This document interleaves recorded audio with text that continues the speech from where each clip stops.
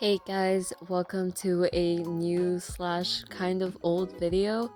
This is a sort of abridged, shorter version of my time making a mural within a couple of weeks. I originally posted these videos as a sort of 3-part series, 20 minutes or so each. But that was kind of long and I wanted to, again, do a much more abridged version. So I started off by just freehanding my sketch. That did take a while and some of it was kind of off, but I didn't worry about that too much and instead just focused on laying down some color. When you sketch the way I do, where it's a lot of shapes, it can get kind of confusing as to what is supposed to be what. So laying down some paint, adding just some color very quickly really helps distinguish these different parts of the sketch from each other. So I started by using this sort of lime green for the lighter side of the mountain and a darker, more emerald green, I guess you could say, for the shadow side. And similarly, I did the same thing with the stonework. This is a mural of Machu Picchu, and for those of you who know, Machu Picchu has a lot of stones. So I started by using some diluted brown to really just lay down what was supposed to be stones. And for stones that were a little bit more in shadow, I just added a little bit of black into my brown paint mix, just so I would remember that those were supposed to be a little bit darker.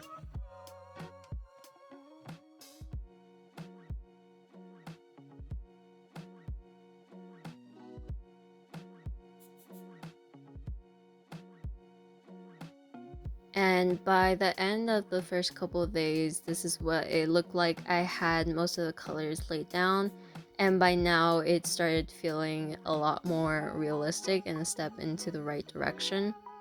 Now, when it came to the stones that were a little bit more on the shadow side, I did want to keep them cooler. And so I did a little bit more gray than brown compared to the other stones.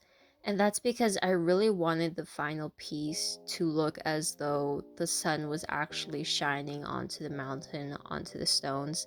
And the best way to do that is really having that contrast between cool colors and warm toned colors.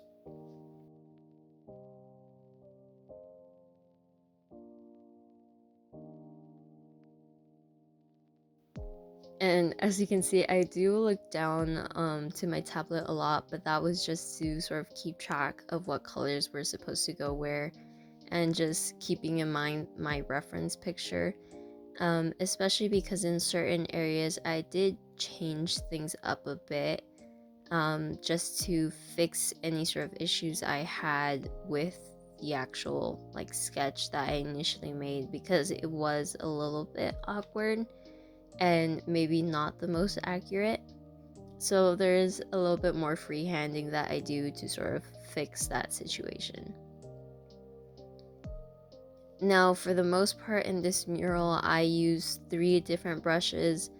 I used one, I would say, somewhat big brush. I used this sort of medium, smaller, flat brush, square brush, and that brush really helped me cover a lot of spaces, really, especially on the stones, and really get most of it covered up with paint.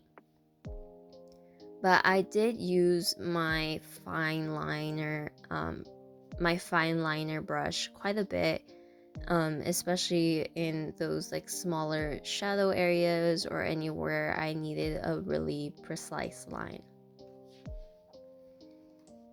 Now this sort of warm beige brown I use for the stones that would be hitting the light directly, and it seems like maybe not the most fitting color as of now, but once all the other colors are put in, it really makes that mountain feel like it's glowing.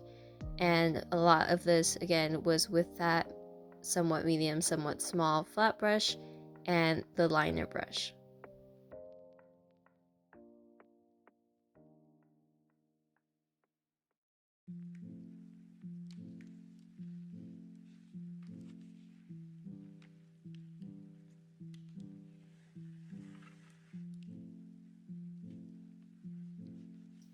I also used that brown color mixed in a little white to make the highlights for that area.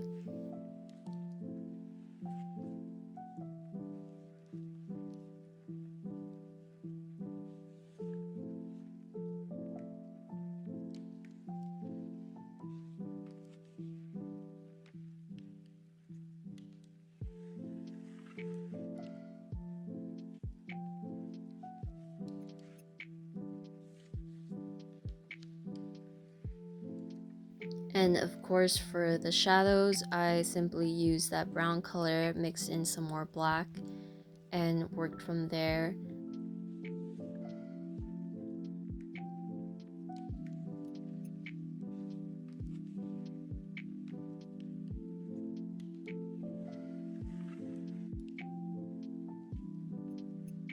I also ended up going back to the gray stones that I had painted. After a couple of days, I felt like the gray wasn't quite fitting in the way I wanted it to. So I decided to take a very watered down wash of that dark brown and sort of just spread it on and make it a tiny bit brown so it can mesh a little bit better with the rest of the painting.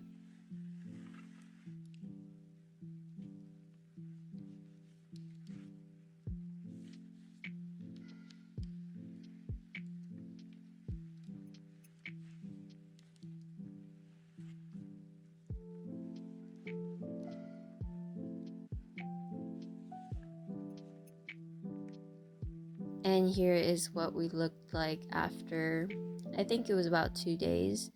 And then I went back to focusing on the actual green. I had spent quite a bit of time on the stones without actually painting any of the greenery, and it felt a little off, to say the least. So I started by working on the shadows first, in that center area, just because a lot of that I knew ahead of time would be a very dark green, and I wanted to get that really solid first.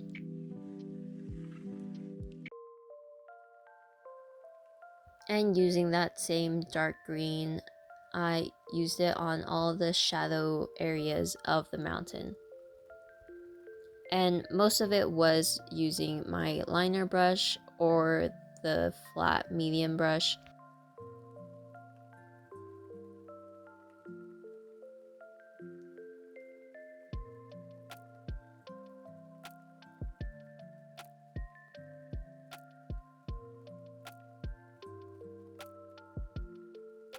And then it was back to cleaning up the mountain. A lot of the lighter green area wasn't fully painted. I went back to painting the shadows, and this time, even though these specific little areas were meant to be shadows, I didn't want them to be as dark. So instead, I lined it up a bit and also made it a tad bit cooler just by adding a little bit of blue. And I found that was like the perfect shade in that area for the shadows. And again, I used a lot of the small liner brush here to make all the little shapes and lines that really made it all come together.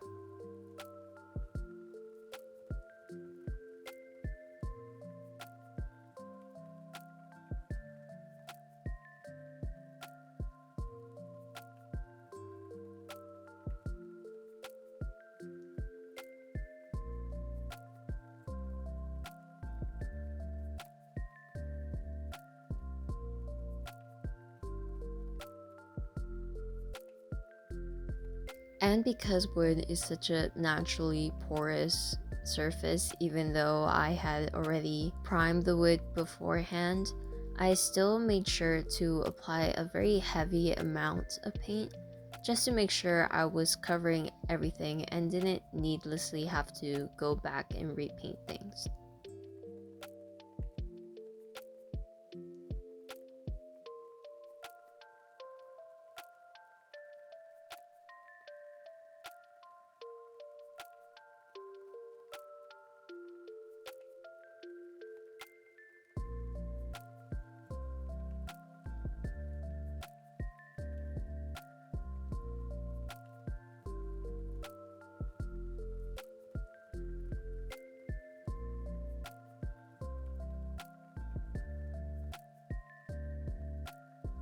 And using some of that darker brown, I went ahead and added some little details on the grayer, cooler side of the mountain.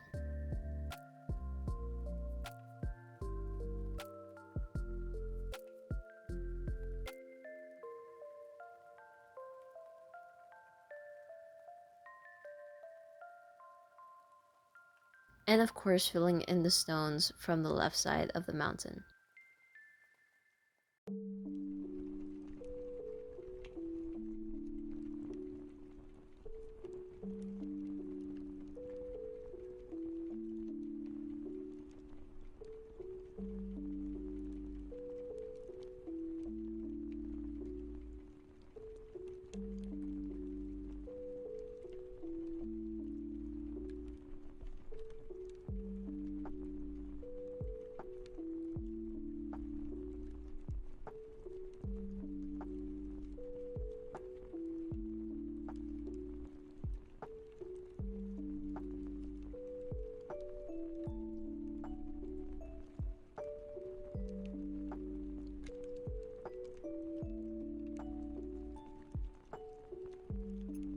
So here is how we looked at that end of that day.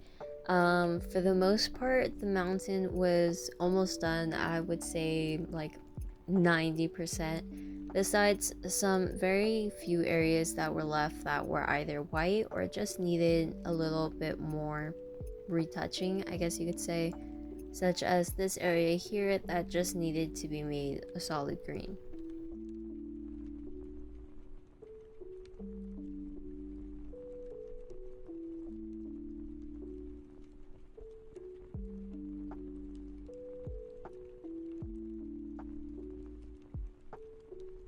So this is what the mountain looked like when it was finished, and at that point I was pretty happy with everything. The only thing that was really left to do was make the sky darker. Now when I had painted it initially, it was a very light blue, but I realized after a few days that you couldn't really see it unless you were standing pretty close to it.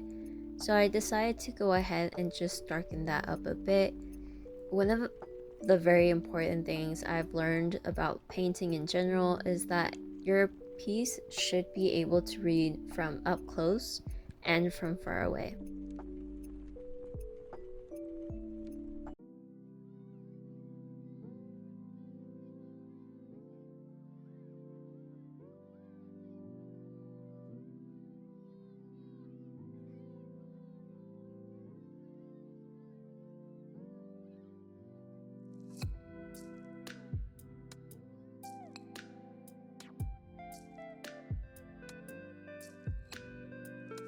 And this is how it looked like at the very end. I'm really happy with how this came out, and especially for it to be my first mural, I feel like it came out great and I'm really happy with it. I hope you guys enjoyed the video, and I'll see you next week for a new one.